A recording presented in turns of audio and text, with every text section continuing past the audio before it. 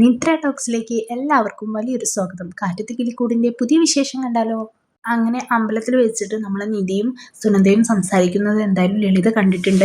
അപ്പോൾ അത് കണ്ടപ്പോൾ ലളിതയ്ക്ക് സംശയം, ഇനി നമ്മുടെ സുനന്ദയുടെ മനസ്സെങ്ങാനും മാറ്റാൻ വേണ്ടിയിട്ടാണോ നിധി അമ്പലത്തിലേക്ക് വന്നതെന്ന്. എന്തായാലും നിധിയോട് നല്ല രീതിയിൽ ലളിത ദേഷ്യപ്പെടുന്നുണ്ട്. എൻ്റെ കൊച്ചിൻ്റെ മനസ്സ് മാറ്റാൻ വേണ്ടിയിട്ടാണോ നീ അമ്പലത്തിലേക്ക് വരുന്നത്? അവളുടെ കല്യാണം നടക്കാൻ വേണ്ടി പോവുകയാണ്, അതിൻ്റെ ഇടയിൽ അവളുടെ മനസ്സ് മാറ്റാനാണ് ഇതെങ്കിലും ഞാൻ നിനക്ക് വെച്ചിട്ടുണ്ട്, അതാണ് ഇതാണെന്നൊക്കെ അങ്ങനെ പറയുന്നുണ്ട്. നമ്മളെ നിധിയാണെങ്കിൽ നന്നായിട്ട് നമ്മുടെ ലളിതയോടും തിരിച്ച് പറയുന്നുണ്ട് കേട്ടോ. ഞങ്ങളൊക്കെ അമ്പലത്തിലേക്ക് വരുന്നത് പ്രാർത്ഥിക്കാനാണ്, പിന്നെ നിങ്ങളുടെ മോൾക്കൊരു നല്ല ബുദ്ധി വന്നോട്ടെ എന്ന് വിചാരിച്ചിട്ടാണ് വീട്ടിൽ വന്നിട്ട് ചോദിച്ചത്. ആ അധ്യായം അവിടെ വെച്ച് കഴിഞ്ഞു. അല്ലാതെ നിങ്ങൾ വിചാരിക്കുന്നത് പോലെ ഞങ്ങളുടെ കുടുംബത്തിന് അത്ര മോശക്കേടൊന്നുമില്ല. എൻ്റെ കുടുംബവും നിങ്ങളെ കുടുംബവും വെച്ച് നോക്കുകയാണെങ്കിൽ അതിനേക്കാൾ എത്രയോ ബെറ്ററാണ് ഞാൻ വന്ന് കയറിയ ഈ കുടുംബം. അല്ലാതെ നിങ്ങൾ പറയുന്ന പോലെ അവിടുത്തെ മനുഷ്യന്മാരെ കുറിച്ച് ഇത്രമാത്രം പറയാനൊന്നുമില്ല. എന്തായാലും അവിടെയുള്ളവരൊക്കെ നല്ല അടിപൊളിയാണെന്ന് തന്നെയാണ് പറയുന്നത്.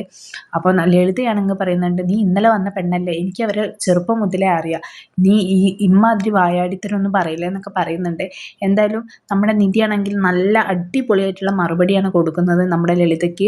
എന്തായാലും ലളിതയുടെ അക്ഷരം മുട്ടിപ്പോയിട്ടുണ്ട്, അത്രമാത്രം നിധി പറഞ്ഞിട്ടുണ്ട് കേട്ടോ. ലളിത നിധിയെ എടീന്ന് വിളിക്കുന്നുണ്ട്. നിധിക്ക് അത് തീരെ ഇഷ്ടപ്പെട്ടില്ല. നിധി എടി പൊടി എന്നുള്ള വിളിയൊക്കെ അങ്ങ് വീട്ടിൽ പോയി വിളിച്ചാൽ മതി, അത് എന്നെ വിളിക്കാൻ നിൽക്കണ്ട.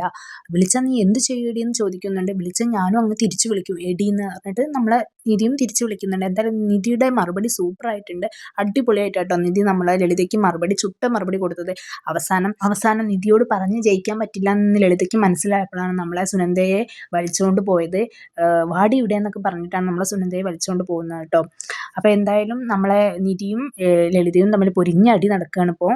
അപ്പോൾ ഇനി എന്തൊക്കെയാണ് നടക്കാൻ പോകുന്നത് നമുക്ക് എന്തായാലും കാത്തിരുന്ന് കാണാം. അപ്പോൾ ആരെങ്കിലും ചാനൽ സബ്സ്ക്രൈബ് ചെയ്യാതെയാണ് കാണുന്നതെങ്കിൽ തീർച്ചയായും സബ്സ്ക്രൈബ് ചെയ്ത് സപ്പോർട്ട് ചെയ്യാൻ മറക്കരുതേ. അപ്പോൾ ഇതുപോലുള്ള റിവ്യൂസിനായിട്ട് എൻ്റെ ചാനൽ ഫോളോ ചെയ്യുക. ബൈ.